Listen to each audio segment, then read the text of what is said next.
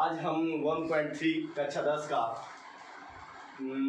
पढ़ेंगे, जिसमें हम इस तरह परिमेय संख्या इसलिए हम पहले चैप्टर में ही बता चुके हैं, फिर भी आज यहाँ पर हम दोहरा देंगे कि परिमेय संख्या क्या होता है। कि परिमेय संख्या वह संख्या होती है जिसे p/q के रूप में लिखा जा सके और जहाँ q not equal to 0, it is denoted by p/q, मतलब p/q के रूप में लिखा जा सके और जहाँ q नॉट इक्वल टू 0। और अपरिमेय संख्या वह संख्या जिसे p/q के रूप में नहीं लिखा जा सके उसे हम क्या कहते हैं, अपरिमेय संख्या कहते हैं। ये हम पहले वीडियो में भी दे चुके हैं, पूरी संख्याओं को पढ़ाए थे हम। अब यहाँ आपका एक थ्योरम है, प्रमेय है। तो प्रमेय में ये कहता है कि p एक अभाज्य संख्या है यदि p a² को विभाजित करता है। थोड़ा समझिएगा, ध्यान दीजिएगा कि p a² को विभाजित करता है तो p a को भी विभाजित करेगा, जहाँ a एक धनात्मक पूर्णांक है। कहने का मतलब यदि p कह रहा है p a² को विभाजित कर रहा है अर्थात 2 4 को विभाजित कर रहा है तो इसका अर्थात 2 को विभाजित करेगा। बात समझिएगा कि यदि 2 4 को विभाजित कर रहा है, 4 मतलब 2 का वर्ग है, इस 2 का वर्ग होगा। 2 का वर्ग अगर मान लीजिए कि इसको 4 को लिख सकते हैं हम लोग 2 का होल स्क्वायर, तो 2 आपका क्या हो गया, 2 आपका ये 2 उसका वर्गमूल हो गया। तो 2 क्या करेगा, 2 को विभाजित करेगा। जैसे मान लीजिए कि 3 ले लेते हैं, 3 का होल स्क्वायर, तो क्या हो जाएगा 3 9 होगा। तो 9 को 3 विभाजित कर रहा है तो 3 को भी 3 क्या करेगा, विभाजित करेगा। मतलब ये कहने का मतलब कि p इसके किसी संख्या धनात्मक पूर्णांक के वर्ग को विभाजित कर रहा है, कोई अभाज्य संख्या उसके वर्ग धनात्मक पूर्णांक के वर्ग को विभाजित कर रहा है तो उसके वर्गमूल को भी वह क्या करेगा, विभाजित करेगा। इस बात को आप थोड़ा ध्यान दीजिएगा, इसका इस चैप्टर में प्रयोग है। ठीक है, अब आगे आपका क्वेश्चन देखते हैं, इसको आप नोट कर लीजिएगा। थ्योरम है,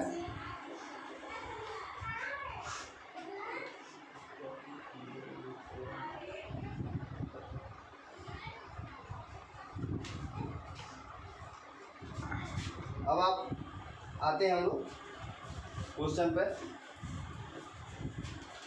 अब इस तरह थोड़ा एग्जाम्पल भी आप देख लीजिएगा। एग्जाम्पल में जैसे √2 का अपरिमेय संख्या है, अपरिमेय संख्या प्रूव करना है प्रमेय, तो इसको आप देख लीजिएगा। मैं एक्सरसाइज का पहला नंबर क्वेश्चन कर रहा हूँ। कह रहा है क्वेश्चन है, मैं लिख दे रहा हूँ क्वेश्चन। सिद्ध कीजिए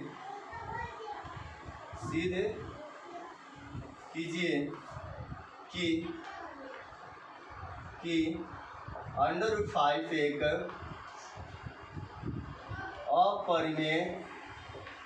अपरिमेय संख्या है।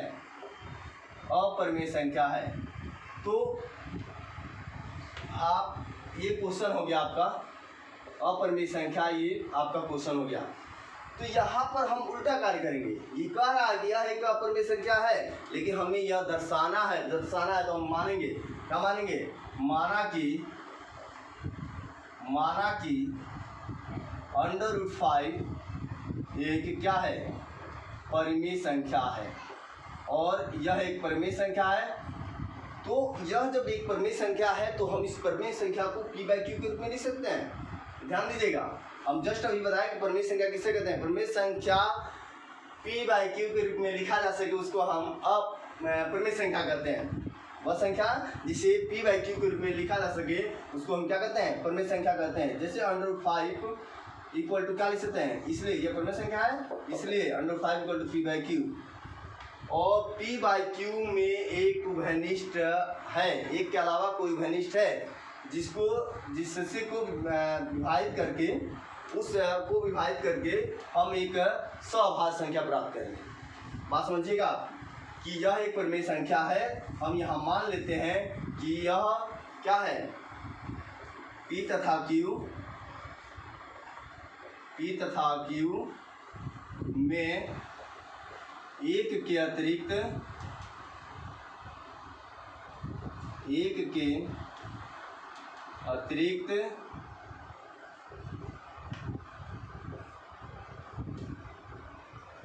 उभयनिष्ठ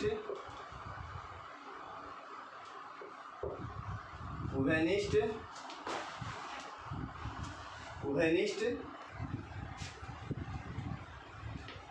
तो बता रहे थे कि इसमें देखिए कि P तथा Q में एक के अतिरिक्त उभयनिष्ठ, मतलब मान लिया गया कि माना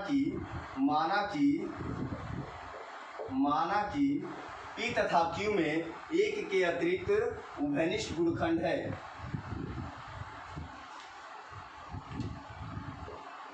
उभयनिष्ठ गुणनखंड है भाई, उभयनिष्ठ गुणनखंड है। उभयनिष्ठ का मतलब होता है दोनों में एक ऐसा अंक है जो क्या है, कॉमन है। इसका मतलब समझिएगा, उभयनिष्ठ का मतलब क्या हो गया आपका, उभयनिष्ठ का मतलब हो गया कि इसमें दोनों P तथा Q में एक अंक है जो दोनों में उपस्थित है। जैसे मान लीजिए 2 × 2, ये 2 जो है उभयनिष्ठ है, और इसको हम उभयनिष्ठ गुणनखंड को विभाजित करने पर हमें एक संख्या प्राप्त होगी। जैसे मान लीजिए कि 6/9 है, इन दोनों में आपका 2 × 3 है और 3 × 2 3 है ना। तो ये 3 यदि काट दे तो हमें 2/3 प्राप्त होगा। तो यहाँ लिखेंगे उभयनिष्ठ है, उभयनिष्ठ, ये समझाने के लिए हम लिख रहे हैं इतना। यहाँ जरूरी नहीं कि हम इतना लिखें, पेपर में अगर लिखना हो तो हम डायरेक्ट लिखेंगे √5 = P/Q एक सौभाज्य है। क्या है, सौभाज्य। सौभाज्य एक संख्या का मतलब होता है कि जिसमें एक उसका गुणांक केवल 1 होता है, उसमें कोई उभयनिष्ठ नहीं होता है। उन दोनों संख्या में कोई उभयनिष्ठ नहीं होता है, इसको ध्यान रखिएगा। तो हम लिखेंगे उभयनिष्ठ गुणनखंड, उभयनिष्ठ गुणनखंड को विभाजित करने पर, उभयनिष्ठ गुणनखंड को विभाजित करने पर A/B प्राप्त होता है। यहाँ अपना कंफ्यूजन दूर कर लीजिएगा कि हमारे पास 6/9 है, इसमें 3 दो उभयनिष्ठ गुणनखंड है, मतलब दोनों में कॉमन है, 3 कैंसिल कर दिए, 2/3 बचा। तो यहाँ हमने माना था कि परिमेय संख्या में कोई मान लिया गया कि एक के अतिरिक्त कोई उभयनिष्ठ गुणनखंड है, एक के अतिरिक्त उभयनिष्ठ गुणनखंड है। उभयनिष्ठ गुणनखंड को विभाजित करने पर A/B प्राप्त होता है। तो हम यहाँ लिख देंगे इसलिए √5 = A/B। अब यहाँ पर ट्रांसफर कर देते हैं, तो ये हो गया √5 B = A। अब squaring on both side, Hindi लिखते हैं, हिंदी लिखते रहे। दोनों पक्षों का वर्ग करने पर, दोनों पक्षों का वर्ग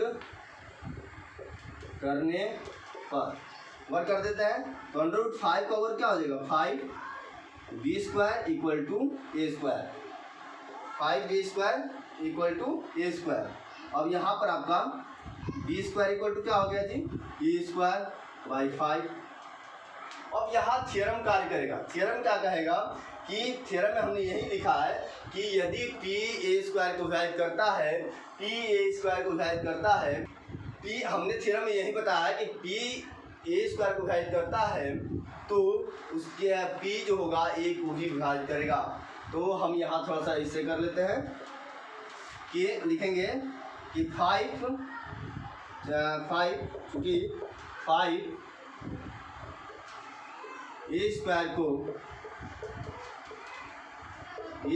को विभाजित करता है, इसलिए 5A को विभाजित करेगा।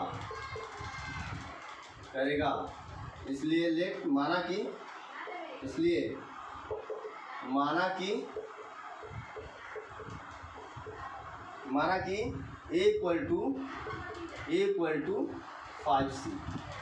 = 5C। हम यहाँ से A = 5C निकाल ले, एक मान लिए जहाँ C क्या है, एक पूर्णांक है। C क्या है, C एक पूर्णांक है, ठीक है। C आपका क्या है, पूर्णांक है।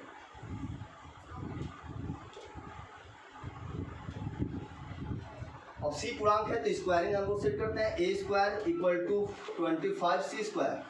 हमारा उद्देश्य ये है, हमने दिखा दिया कि 5 जो है a स्क्वायर को वैल्यू कर रहा है, तो 5a को वैल्यू कर रहा है। अब दूसरा कंडीशन ये लेने का कार्य हम इसलिए कर रहे हैं कि हम यहाँ ये दिखाएंगे कि जो 5 है वह b को भी वैल्यू कर रहा है।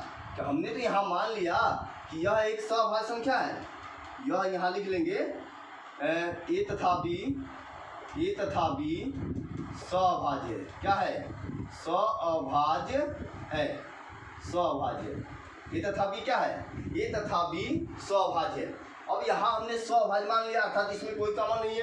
जब यहाँ कोई कॉमन नहीं है और अब यहाँ दिखा रहा है कि a को वैल्यू कर रहा है, तो दूसरे कंडीशन में हम ये दिखाएंगे कि जो 5 है b को भी वैल्यू कर रहा है। जब दोनों को वैल्यू कर रहा है तो हमें 5 क्या हो जाएगा? इसका घनिष्ठ संख्या हो जाएगी। तो अर्थात हमारी जो कल्पना हमने किया था कि यह सभाज्य है, हमारी कल्पना क्या हो जाएगी? गलत हो जाएगी। तब लास्ट में हम यही बात लिखेंगे कि अंडर 5 क्या है? अपरिमेय संख्या नहीं है। सॉरी, ये एक अंडर 5 एक अपरिमेय संख्या, परिमेय संख्या नहीं है। या फिर वही कार्य करते हैं, a square equal to 25c square. तो यहाँ पर a स्क्वायर, अब यहाँ से इक्वेशन ले लेते हैं, इसको मान लेते हैं हम लोग इक्वेशन फर्स्ट मान लेते हैं और यहाँ से तो समीकरण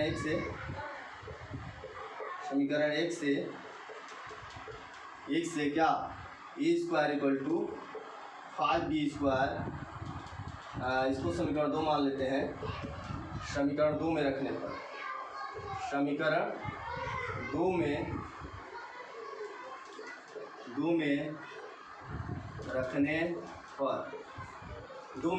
रखने पर ठीक है।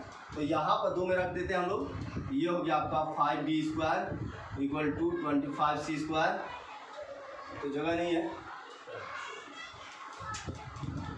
5c square. अब यहाँ पर हमें दिखाना है तो c स्क्वायर इक्वल टू क्या हो जाएगा? c स्क्वायर इक्वल टू आपका, इसको ट्रांसफर कर देता है 5b स्क्वायर बटा में 25।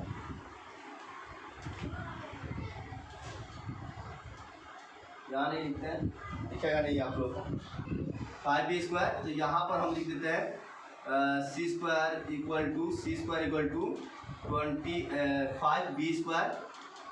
5b स्क्वायर बटा में 25। ठीक है, ध्यान दीजिएगा। इसको हमने क्या किया? 25 को ट्रांसफर कर दिया इधर, इधर गुणा है तो इधर आएगा तो क्या हो जाएगा? भाग हो जाएगा। जब भाग हो जाएगा तो ये 5 बचे 25, 5 बढ़ जाएगा। हम इसको यहाँ लिख देते हैं, थोड़ा सा ध्यान दीजिएगा। अगर दूसरी जगह लिखेंगे तो दिक्कत हो जाएगा, तो फिर समझाएंगे तो समझ में आ जाएगा इस तरफ। तो यहाँ पर आपका c स्क्वायर इक्वल टू क्या हो जाएगा? c square equal to b square by 5। बात वही आ गया कि अब यहाँ लिखेंगे, चूँकि 5 b स्क्वायर को विभाजित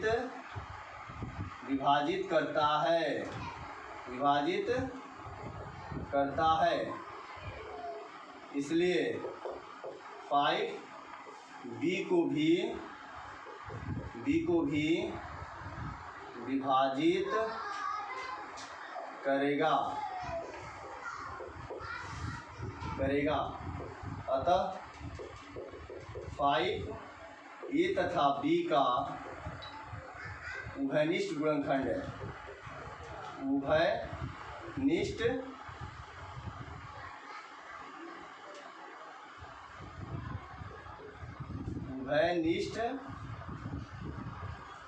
गुणनखंड है। हम अब यहाँ समझ लेते हैं, ठीक है। अब देखिए, यहाँ हमने एक बार माना था कि अतः यह सभाज्य संख्या नहीं है। यहाँ क्या लिखेंगे? अतः यह सभाज्य संख्या नहीं है। तो हम इसको पूरा समझ लेते हैं, उसके बाद हम जो लिखना है वो लिख देंगे, ठीक है। पहले समझ लेते हैं। हमारा उद्देश्य, हमारा ये कह रहा है क्वेश्चन आपका कि यह प्रूव कीजिए कि यह एक अपरिमेय संख्या है। तो हमने यह मान लिया कि यह एक क्या है? परिमेय संख्या है। यह अपरिमेय कह रहा है प्रूव करने के लिए, लेकिन हम यहाँ क्या मानेंगे कि यह एक परिमेय संख्या। जब परिमेय संख्या है तो यहाँ पर p बाई क्यू के रूप में होगा। तो p बाई क्यू के रूप में होगा, तो हमने ये मान लिया कि p और q में एक ऐसा गुणनखंड है जो दोनों में कॉमन है। मान लिया गया, माना कि पी और एक के अतिरिक्त उभयनिष्ठ गुणनखंड है जो दोनों में उपस्थित है। अब उभयनिष्ठ है तो इसको हमने विभाजित कर दिया, घटाकर एक सअभाज्य संख्या प्राप्त कर लिया जो क्या है a बाई बी है। क्या प्राप्त कर लिया हमने a बाई बी, और a बाई बी क्या है सअभाज्य है। अब √5 इसको ट्रांसफर कर दिया √5 dA। अब यहाँ से हमारा उद्देश्य हो जाता है कि हम बारी बारी से क्या दिखाएंगे कि 5a को विभाजित कर रहा है और 5b को विभाजित कर रहा है। जब दोनों को विभाजित करेगा तो 5 क्या हो गया, एक उभयनिष्ठ संख्या हो जाएगी।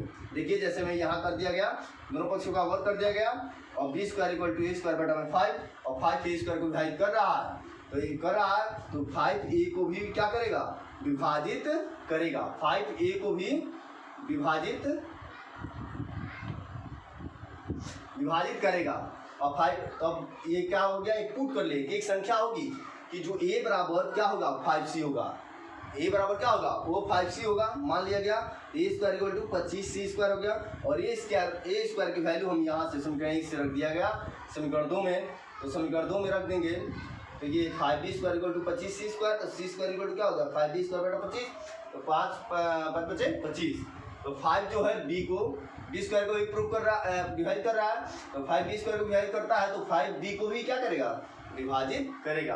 अतः 5a तथा b क्या है, 5a तथा b का उभयनिष्ठ है, 5a तथा b का उभयनिष्ठ गुणनखंड है। का छूट गया था, लिख लीजिएगा। 5 एक उभयनिष्ठ गुणनखंड है, तो अतः a बाई बी एक सअभाज्य संख्या नहीं है, असअभाज्य संख्या नहीं है, तो यहाँ अतः हमारी कल्पना क्या है, गलत है। इसको मिटाते हैं, इसको नोट कर लीजिएगा। और ये लास्ट हम या इसके आगे लिखना है तो इसको हम थोड़ा सा लिखेंगे, इसके आगे इसको मिटा देते हैं।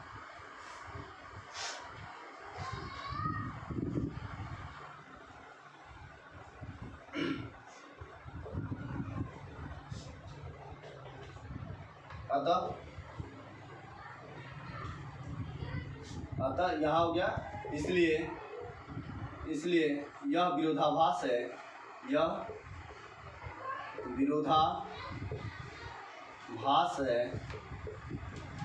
विरोधाभास है। अतः हमारी कल्पना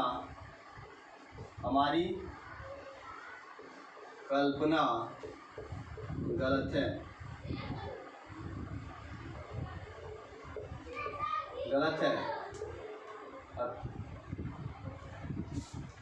यह विरोधाभास है, अतः हमारी कल्पना गलत है।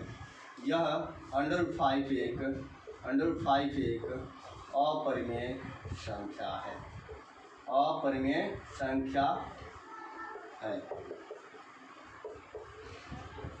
आप 2 बार प्रैक्टिस कीजिए, एग्जाम्पल करिए, जरूर समझ में आएगा, कोई दिक्कत नहीं है, जनरल है, आपको किसी प्रकार की परेशानी नहीं होगी। आइए अब 2 नंबर क्वेश्चन पर आते हैं हम लोग। ये पहला नंबर क्वेश्चन था और दूसरा नंबर क्वेश्चन हमारा कह रहा है कि सिद्ध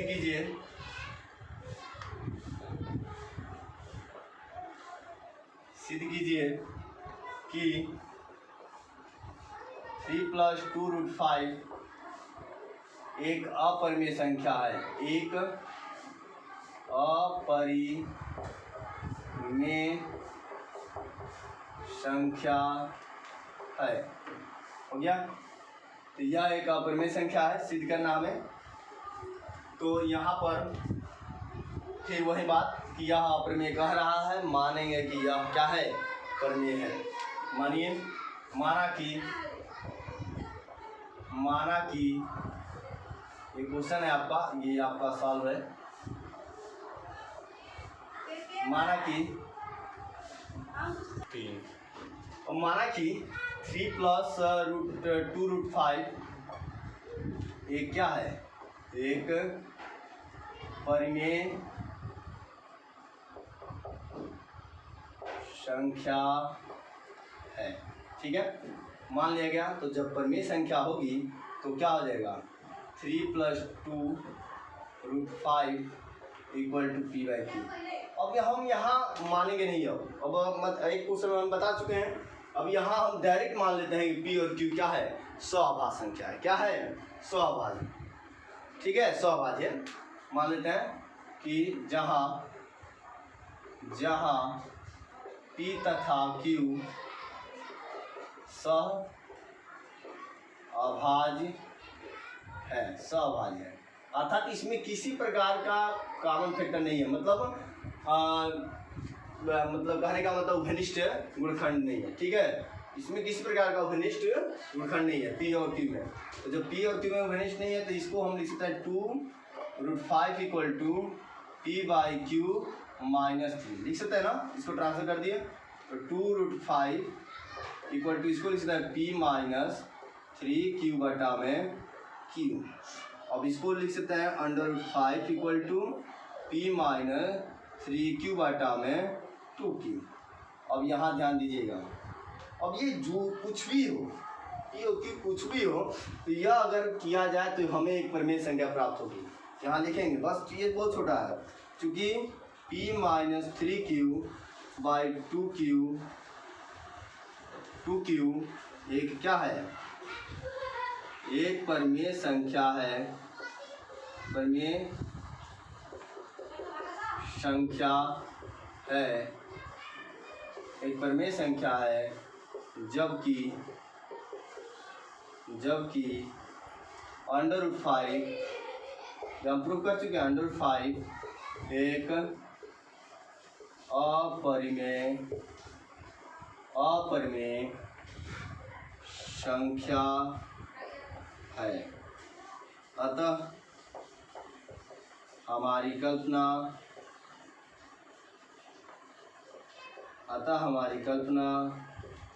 गलत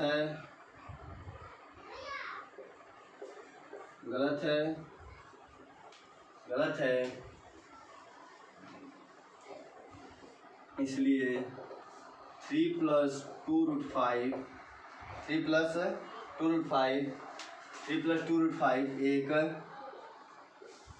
एक अपरिमेय संख्या है। हो गया ये सवाल। ठीक है, बात ये मान लिया गया, माना कि एक परिमेय संख्या है तो P/Q होगा और PQ को एक मान लिया गया सहअभाज्य है। ये किस प्रकार का इसमें घनिष्ठ गुणखंड नहीं है, तो यहाँ ट्रांसफर कर दिया गया।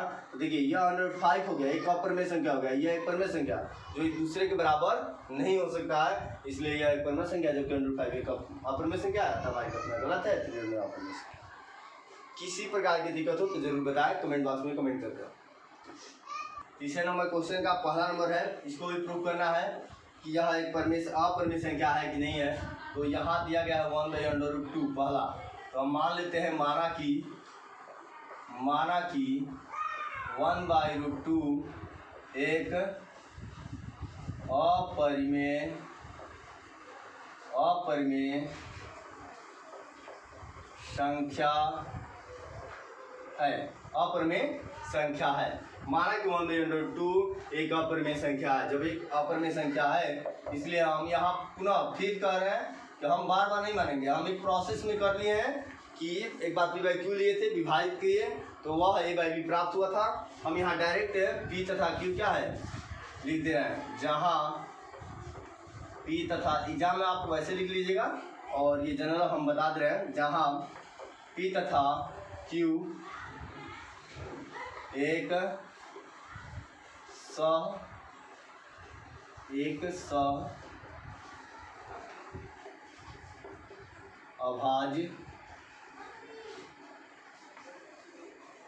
सहअभाज्य है। ठीक है, जब ऐसा है तो इसको ट्रांसफर करते हैं। तो Q इक्वल टू क्या हो जाएगा जी, Q इक्वल टू √2P और दोनों पक्षों का वर्ग कर दीजिए। दोनों पक्षों का वर्ग करने पर तो Q² इक्वल टू 2P²। अब यहाँ P² इक्वल टू क्या हो जाएगा जी, P² इक्वल टू Q²/2। अब यहाँ वही थ्योरम लगा देंगे, थ्योरम पर में जो आपका लिखा है कि चूँकि 2Q² को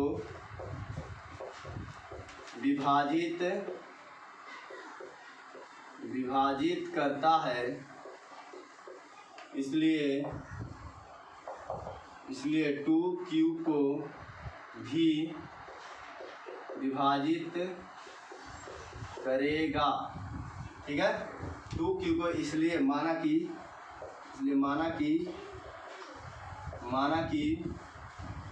q इक्वल टू 2c। अब दोनों पक्षों का वर्ग कर देते हैं। फिर पुनः इसको हम इक्वेशन मान लेते हैं पहला। ठीक है, और q स्क्वायर इक्वल टू दोनों पक्षों का वर्ग कर देते हैं। इधर लिख देते हैं q इक्वल टू 2c, दोनों पक्षों का वर्ग करने पर, दोनों पक्षों का वर्ग करने पर तो क्या हो जाएगा, q square equal to 4c square. अब ये आपका q square equal to 4c square हो गया, तो यहाँ लिख सकते हैं c square equal to q square बटा में 4। अब q स्क्वायर यहाँ देखिए वर्ग में, देखिए थोड़ा सा यहाँ q स्क्वायर का मान रख देते हैं हम लोग। यहाँ से समीकरण 1 से q स्क्वायर, समीकरण 1 से q स्क्वायर का मान, इसको समीकरण 2 मान लेते हैं। समीकरण 2 में रखने पर रखिए तो क्या आ जाएगा आपका, q स्क्वायर का मान कितना है, 2p स्क्वायर इक्वल टू कितना हो जाएगा, 4c स्क्वायर।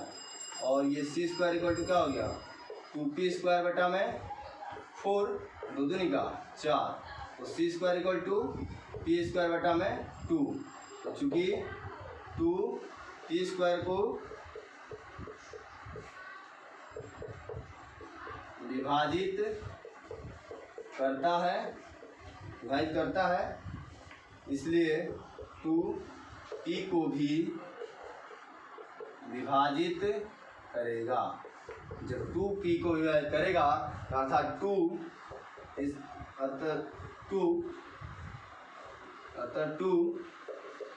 2p तथा q का उभयनिष्ठ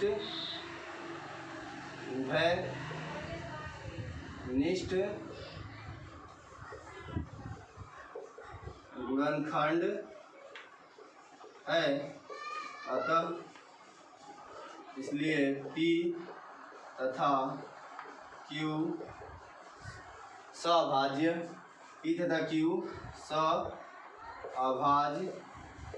नहीं है। सअभाज्य नहीं है तो नहीं है तो क्या होगा, सअभाज्य नहीं है, अतः p हमारी यह विरोधाभास है, अतः हमारी कल्पना क्या है, गलत है। अब यहाँ इसके नीचे अगर नहीं दिख रहा होगा तो देख लीजिएगा। और सअभाज्य, यह p तथा q सअभाज्य नहीं है, सेम उसी क्वेश्चन के हिसाब से आप लिखिएगा।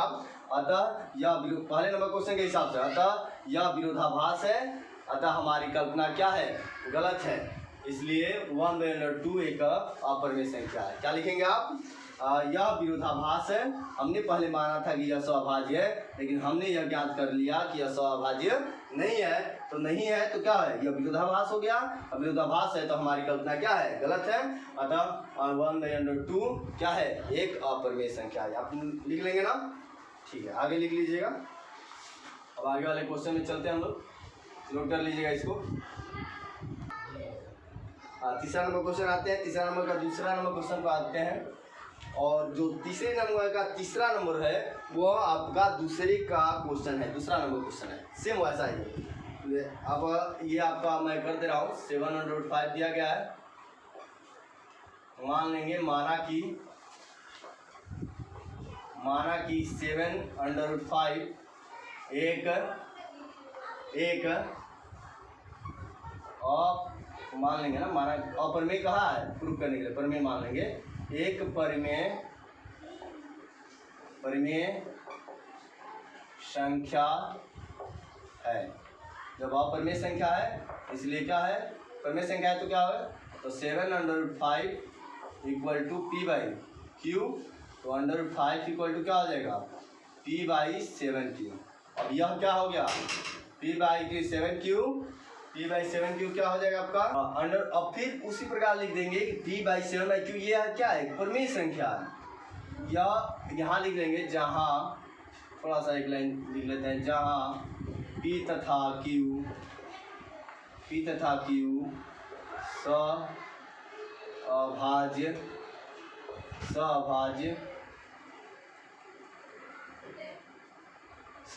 हैं। जब सअभाज्य है तो p/q, अब यहाँ लिखेंगे चूँकि ट्रांसफर कर दिया गया, यहाँ एक लाइन नीचे लिख लेते हैं 7√5 इक्वल टू p/q। तो √5 इक्वल टू हो जाएगा p/7q। चूँकि यहाँ लिख लेंगे p/7q एक क्या है, परिमेय संख्या है, परिमेय संख्या है, जबकि √5 एक अपरिमेय संख्या है, अपरिमेय संख्या है। अतः हमारी कल्पना गलत है। √5 7/5, इसलिए 7/5 एक अपरिमेय संख्या है। अगर आपको कहीं भी दिक्कत हो तो ज़रूर आप कमेंट बॉक्स में कमेंट करें, हम आपकी समस्या का समाधान करने की कोशिश करेंगे। ये आप नोट कर लीजिएगा। और अगला तीसरा क्वेश्चन है 6 + √2, या आपका दूसरे नंबर क्वेश्चन जैसा है, आप इसको कर लीजिएगा। यदि नहीं आया तो कमेंट बॉक्स में कमेंट कर ज़रूर पूछें, हम अलग से वीडियो बनाकर समाधान करने की कोशिश करेंगे। धन्यवाद।